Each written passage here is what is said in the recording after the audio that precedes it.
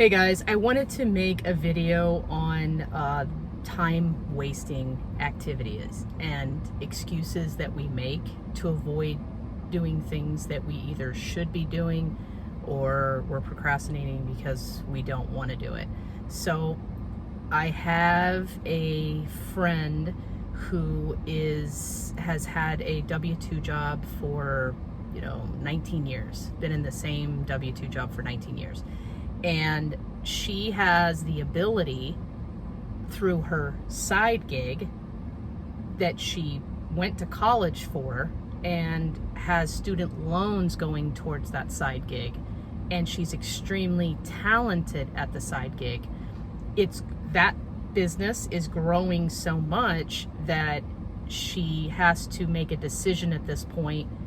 Do I want to leave my 19-year career to do what I really want to do and I love to do, but she's risk adverse and she is scared to death that all of a sudden maybe her clients will disappear on this side gig that has now become huge. So I get it. Not everyone is a risk taker like I am. I completely get that. But I feel like it's a numbers game. So you sit down and you make pros and cons. You say, my expenses are X amount per month.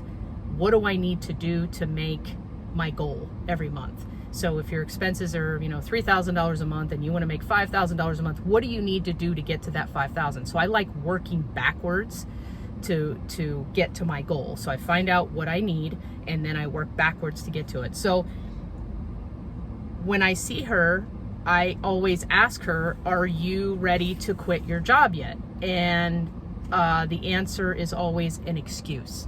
Well, what if? And then, every time she brings up an obstacle, I always reply with a solution.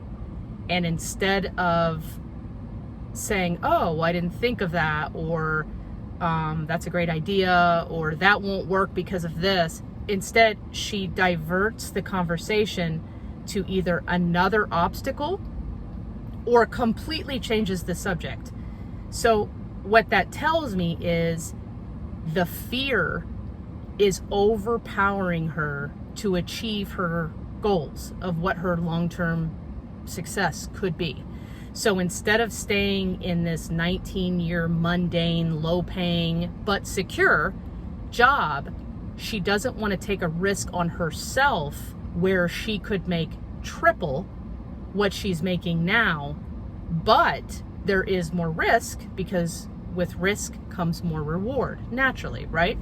So I find that a lot of people have that fear where they will find a reason that it won't work. And again, mindset is everything. If you keep telling yourself it's not going to work, then it's not going to work because you're in front of yourself. You are your biggest obstacle, but you could also be your biggest support. So sometimes, like when I first started my company, of course it was risky, but the way that I succeeded was that I just did it and I had no plan B. And some people would say, oh my God, that's crazy. That's too risky. What if you end up homeless? That's the whole point. The point is, I knew that I wouldn't end up homeless because I knew that if I didn't do what I was supposed to do, what I needed to do, then I would end up homeless. So I worked my tail off to get to where I needed to be to make sure that those bad results didn't happen. And I find when you put people in a position of risk, you'll be shocked at how they overcome their own fears. So it's the same thing with employees. When you want to get them to grow, you put them in uncomfortable positions to where they're forced to grow. And the only reason that they wouldn't is if that they were so terrified that they ran the other way.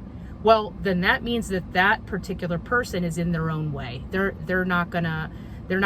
inhibiting their own growth is what I'm getting at. So I find a lot of people are like this, and it could be anything. It could be, a fear of taking a chance on yourself in a great business that you have. What if your hobby could be a wonderful business, but you're terrified that it won't work because you always label it as a hobby? Well, maybe you should start looking at things differently and create your passion.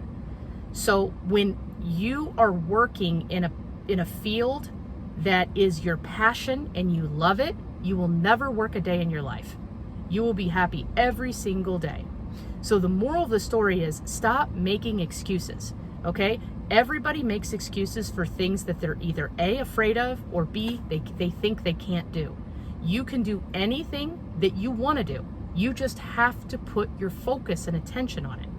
So quit making excuses. If you want to learn to speed read, stop watching Netflix and start studying speed reading, okay? Put your focus on what you're trying to accomplish and you will succeed every single time. I promise.